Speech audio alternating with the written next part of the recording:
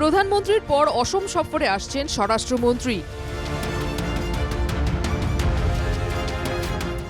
আসছেন বিজেপির কার্যবাহী সভাপতি নীতিন নবীনও। একাধিক প্রকল্পের উদ্বোধন করবেন স্বরাষ্ট্রমন্ত্রী। 10 দিনের ব্যবধানে অসম সফরে আসছেন বিজেপির দুই শীর্ষ নেতা। প্রধানমন্ত্রী নরেন্দ্র মোদীর পর অসম সফরে আসছেন স্বরাষ্ট্রমন্ত্রী। 29 ডিসেম্বর অসমে আসছেন স্বরাষ্ট্রমন্ত্রী অমিত শাহ। একাধিক কর্মসূচি নিয়ে অসম সফরে আসা অমিত শাহ উদ্বোধন করবেন গুয়াহাটি পুলিশ কমিশনারের নতুন কার্যালয়। গুয়াহাটির ইন্টেলিজেন্ট সিটি সার্ভিলেন্স প্রকল্পেরও উদ্বোধন করবেন স্বরাষ্ট্রমন্ত্রী। মোদী ডাঙৰীয়াৰ কাৰ্যসূচী শেষ হোৱাৰ লগে লগে 29 ডিচেম্বৰত ভাৰতৰ গৃহমন্ত্ৰী অমিত শ্বাহ ডাঙৰীয়া গুৱাহাটীলৈ আহিব। গুৱাহাটীত তেখেতে পুলিচ আয়ুক্তৰ নতুন কাৰ্যালয় উদ্বোধন কৰিব। গুৱাহাটীৰ CCTV ব্যৱস্থাৰ তেওঁ উদ্বোধন কৰিব। এই দুটো প্ৰকল্পেৰ উদ্বোধনেৰ পৰ খানাপাড়ায় স্বৰাষ্ট্ৰমন্ত্ৰী উদ্বোধন কৰবেন 5000 আসনযুক্ত জ্যোতি বিষ্ণু সাংস্কৃতিক প্ৰকল্পেৰও। গুৱাহাটীত আমি নিৰ্মাণ কৰা জ্যোতি বিষ্ণু সাংস্কৃতিক প্ৰকল্প, যি পূৰ্ব ভাৰতৰ ভিতৰতে আটাইতকৈ ডাঙৰ। উত্তৰ পূৰ্বাঞ্চল নহয়, সমগ্ৰ পূৰ্ব ভাৰতৰ ভিতৰতে আটাইতকৈ ডাঙৰ প্ৰেক্ষাগৃহ হ'ব। 5000 লোকে বহি অনুষ্ঠান চাব পাৰিব। এই প্ৰেক্ষাগৃহটোৰ তেখেত শুভ উদ্বোধন কৰিব।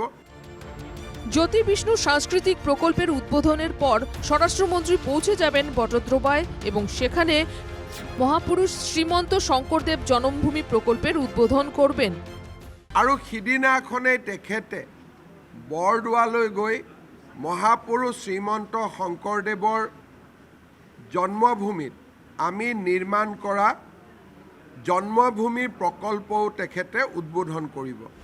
স্বৰাষ্ট্ৰমন্ত্ৰীৰ সফৰেৰ প্ৰাক্কালে অৰ্থাৎ 26 এবং 27 ডিসেম্বৰ অনুষ্ঠিত হবে বিজেপিৰ ৰাজ্য কাৰ্যনিৰ্বাহী সভা। অৰ্থাৎ 20 আৰু 29 তাৰিখ দুজন আমাৰ নেতা অসমলৈ আহিব, প্ৰধানমন্ত্ৰী, গৃহমন্ত্ৰী। 26 আৰু 27 তাৰিখে আমাৰ ৰাজ্যিক কাৰ্যনিৰ্বাহক আৰু ষ্টেট কাউন্সিল এই দুইখনৰ বৈঠক অনুষ্ঠিত হ'ব।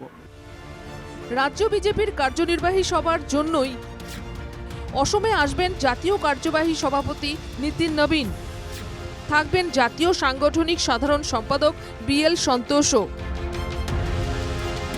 এই বৈঠকতো আমি আশা কৰিছোঁ যে আমাৰ নতুনকৈ নিৰ্বাচিত কাৰ্যকৰী সভাপতি নীতিন নবীন ডাঙৰীয়া, BL সন্তোষ ডাঙৰীয়া আৰু আমাৰ নিৰ্বাচনৰ বাবে বিশেষভাৱে নিযুক্তিপ্ৰাপ্ত প্ৰভাৰী বৈজয়ন্ত পাণ্ডা ডাঙৰীয়া, হৰিশ দ্বিবেদী ডাঙৰীয়া সকলো উপস্থিত থাকিব। সব মিলিয়ে প্রধানমন্ত্রী স্বরাষ্ট্রমন্ত্রীর এই সফর থেকেই অসমে বিজেপি যে নির্বাচনী রণদুন্দুভি বাজিয়ে দেবে এটা আর বলার অপেক্ষা রাখে না। Bureau report NKTV Bangla.